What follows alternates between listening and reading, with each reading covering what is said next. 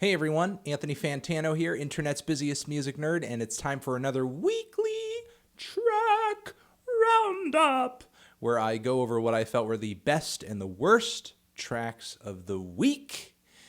We're all linking them down there below in the description box for you guys, of course, along with our support page link, where for the rest of this week, this is available for the rest of this week, and then it will disappear for quite a while. Our melon shirts are still available. Still available. International shipping. Unisex sizes. Small to XX. They're still available. So the rest of this week, they will be here. If you want to grab one, you have pretty much until about the weekend. So the next weekend. So, you know, if you're watching this later after that, you've missed it, but it's okay. You know, life goes on, and we'll have more shirts coming down the pipe, I'm sure. We also have down there our Amazon and Turntable Lab associate links. Hit up that Turntable Lab link. Grab yourself a colorful pressing of a record, a turntable, some audiophile gear, some speakers. We get kickback from it. Supports the channel, supports the segment. And let's get into a few shout-outs. First, Integrity have, interestingly enough, dropped a cover of Bark at the Moon by Ozzy Osbourne. And the band's sort of grimy metalcore stylings apply to this heavy metal classic, this hard rock classic, pretty nicely. So there is that. There's also a new sort of dubs EP of Gorilla Toss tracks that have been thrown up onto Bandcamp that are relatively spacey, weird, and interesting, that I highly recommend you check out if you've enjoyed Gorilla Toss's last full-length record, which I gave a very positive review to. And also Audiomack, in collaboration with Chief Keef and a full symphony orchestra, we have Chief Keef performing Love Sosa over a full symphony orchestra, and it's quite interesting. I'll leave it at that. Quite interesting. All right, let's get into the tracks that I thought were the worst tracks, least interesting tracks this week. For one, this new X track, Bad, which is a posthumously released song, which is set to be on his very soon-to-come posthumous album. And yeah, I mean, it just seems really short and cobbled together, and almost as if like X was just vocalizing over a beat, and not that he had like a strong lyrical direction or idea for this track in any way, shape, or form. It just kind of seems like vocally he's riffing. They probably touched up the production a little bit to make it sound more finished and complete, and unfortunately it just seems like the label is doing what it can to just release more music after his passing to just make a buck off of it, which is kind of unfortunate. Given the state of the material that seems to be getting released so far. You know, it would be one thing if we were hearing tracks that sounded and felt exciting and complete, but that just doesn't really seem to be the case for me with this Bad single. And saying bad, I mean the title. We also have another track from Tyler, the Creator, from the Grinch soundtrack. This one, I Am the Grinch, and once again it just kind of sounds like a Flower Boy leftover with lyrics about the Grinch on top of it. I mean, yeah, I can't really say I'm all that interested in this. I mean, I love musically the direction Tyler has been going in lately, love Flower Boy, but just kind of taking those sounds and that vibe and that direction and just working it into a children's movie blockbuster film just seems like the worst use of your time and your art. But hey, you know, dude's got to get paid, I guess.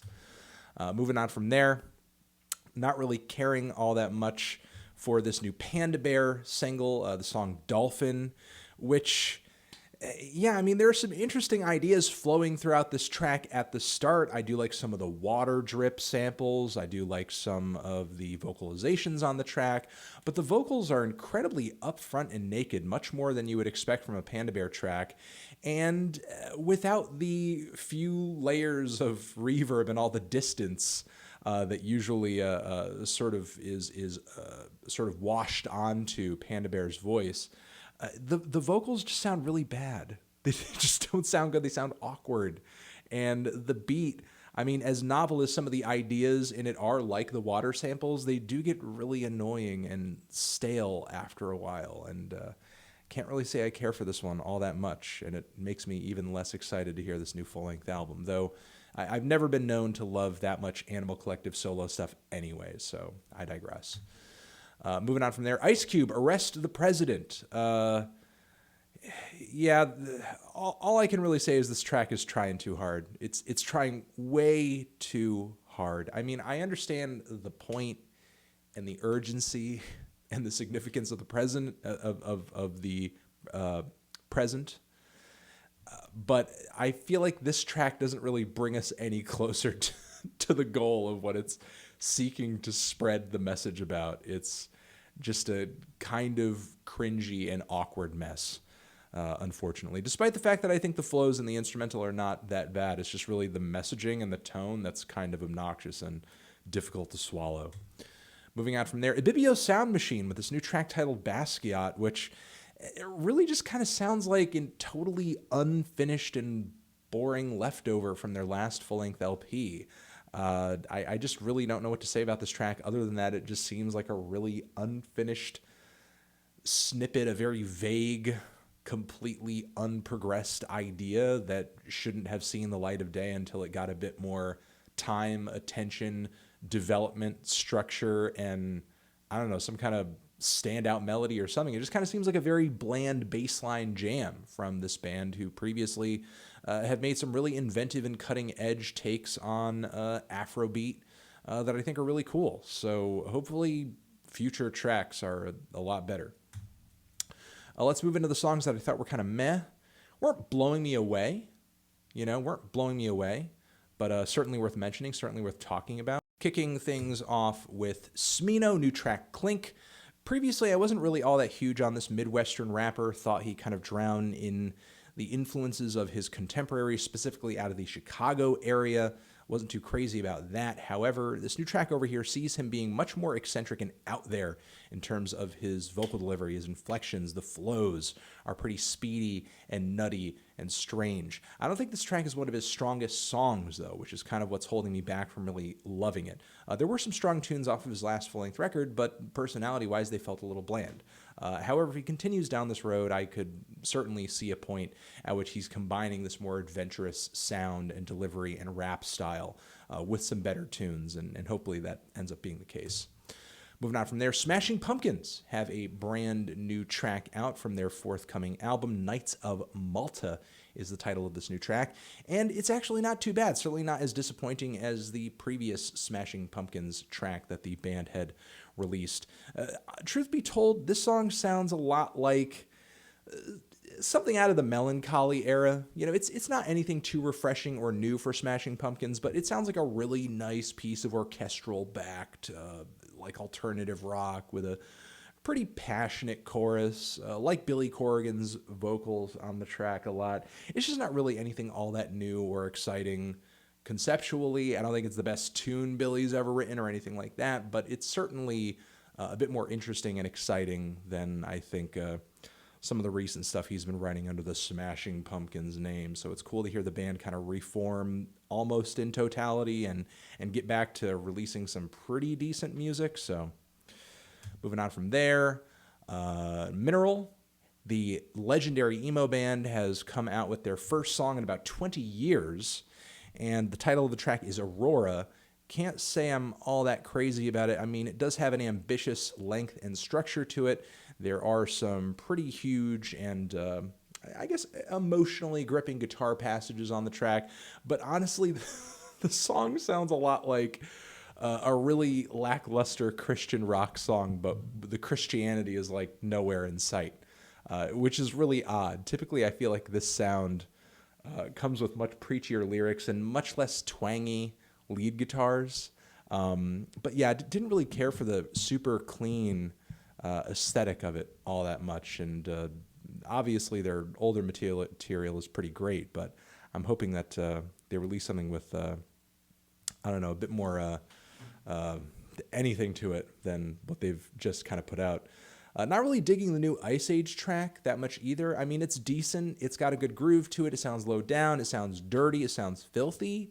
But like a lot of the lowest moments off of their last full-length LP, it just kind of feels like the band hits a bit of a groove, a bit of a stride, and they ride it out, and there's not much of a tune to it. There's not really that much of not that much in the way of interesting lyricism on the track either. It just kind of gets lost in its haze and lost in its vibe, and then it fizzles out eventually. It's really not one of their best tracks, to be fair. Even if, again, I do like the sound that the band continues to conjure. And let's move on to the tracks that I thought were some of the best this week, the songs that really stood out to me. First off, Saba, who is also a rapper that previously I've been a little underwhelmed by. He just dropped this new track over here featuring Xavier, Omär, and Mick Jenkins. It actually hits pretty hard. The features are great. The instrumental's cool. A lot of things to love about this track. Definitely try it out, especially if you've seen me underwhelmed by his work in the past and thought, maybe I won't try that, but now I'm asking you, definitely come around on the dude, maybe. Give him another chance. Give him another chance. Moving on from there, Lil Wayne has seen fit to drop a few sort of extra bonus tracks from his latest full-length album, The Carter 5. One has Post Malone on it. There's another track as well, but the track that I would like to point your attention to is this one featuring Gucci Mane, In This House. Definitely one of the, could have been one of the best tracks on the album had it been released along with the rest of the songs. Really the Carter 5, it's truly a bloated record, and I don't know, man. I feel like it could have been one of Wayne's best had it been pared down a little bit. Because truth be told, it does feature some of his best material in a long time. Moving on from there, this new weird K-pop tune from League of Legends, this League of Legends made-up group K/DA, Pop/Stars, featuring Madison Beer, J.I.D., Jaira Burns. I'm not really all that deeply familiar with like where this is coming from, who these artists are. So, don't look to me to sort of inform you about this track. All I can tell you is that this song is a total friggin' banger. The sassy vocals, the chorus is really bright and fun and fantastic. The beat is awesome. I say just give into it, I guess. This thing is like a total League of Legends answer to Gorillaz. It's quite fun. JPEGMAFIA and Kenny Beats have gotten together for a brand new single titled Puff Daddy, and it is a total friggin' banger. JPEGMAFIA's voice is just on the edge. Not his best lyrics, but his performance is certainly there, and Kenny Beats' production is glitchy, it's wild, it's off the rails, it's distorted, it's absolutely nuts. I mean, if you've enjoyed some of the weird, aggressive beats this dude has come out with for Rico Nasty, you want to listen to this track, because not only does it hit that hard and maybe even a little harder, but also I think he does his best to match the kind of noisy, distorted, weirdo aesthetic that JPEGMAFIA is known for. So really excited to see these guys together, and hopefully this track lands on something a bit more significant. Moving on from there, J.I.D and J. Cole have come out with a brand new track titled Off Deez, and Jesus Christ! This song is hard. The flows on this track are amazing. And Cole totally keeps up. J.I.D kills this friggin' track. Like, he's just on fire on this song. Again, not just flow-wise, but also lyrically too. And I don't know if I've ever heard Cole to be so excited on a song, honestly. Him and Kendrick have collaborated in the past, and honestly, they typically come off a little sleepier, those crossovers than I would like them to be. And meanwhile, J.I.D over here with J. Cole's just really like lighting a fire under his ass, and Cole's just really trying to push it as hard as I guess he can push it, just to keep up to J.I.D's level on this track. Dude is really coming out with a lot of impressive material, so it's going to be awesome when he drops his next full length. Moving on from there, Health and Youth Code give us the crossover that we never knew we wanted. If you're not familiar with the experimental and harsh, kind of noisy, but somewhat also poppy music group Health, I highly recommend you give their stuff a try. Go into their back catalog. But also, they've been dropping a lot of impromptu and totally surprise collaborations with an array of different artists over the last few weeks. And Youth Code seems to be the latest of them, sort of industrial noise, punk outfit, Youth Code. And the two complement each other really well on this abrasive, compelling, and somewhat catchy hellscape. So shout out to Health and Youth Code. Moving on from there, new Earl single, which I gave a full-length review to on the Fantano channel. Go subscribe there if you haven't. And yeah, this new track, I'm being so dumb. It's titled Nowhere to Go. And yeah, it's a pretty sweet cut with some very interesting psychedelic, surreal, mind-bending production. Earl's voice kind of dipping in and out of the beat, disappearing, reappearing. It's really strange. And I think the song has a pretty strong message in terms of kind of losing track of yourself, wanting to find yourself, knowing yourself, understanding yourself. And certainly this could potentially lead to a really interesting new full-length album very soon. So, I mean, I know there's a new album on the way, but it'll be interesting to see how this track ties into the rest of it, given it is so short and could potentially like segue into other cuts or just kind of add to an overall seamless vibe across an entire record, especially if the production is pretty consistently trippy and weird. Conor Oberst has dropped a brand new sort of acoustic piano ballad, guitar ballad that I think is pretty sweet, pretty bitter lyrically, and I think it's one of his best ballads in a while. Moving on from there, Anderson .Paak, I think this is the last one we're going to talk about here. New song, Who Are You? Not quite as synth-funky as his last full-length album, but it's a bit more rap-centric, but it's still a smooth and charismatic banger. Anderson .Paak really coming through with that pure, unadulterated, uncut charisma, and just a good, funky groove and a tune to go along with it. So those are the tracks that I want to recommend to you guys this week. Thank you very much. You're the best. You're the best. You're the best. Remember, hit up those links down there in the description box along with the shirt if you want to pick up that before the week is out. And hope all you guys are doing well. Believe in you. Love you. Hugs and kisses. See you in the next video. Anthony Fantano, Weekly Track Roundup, forever.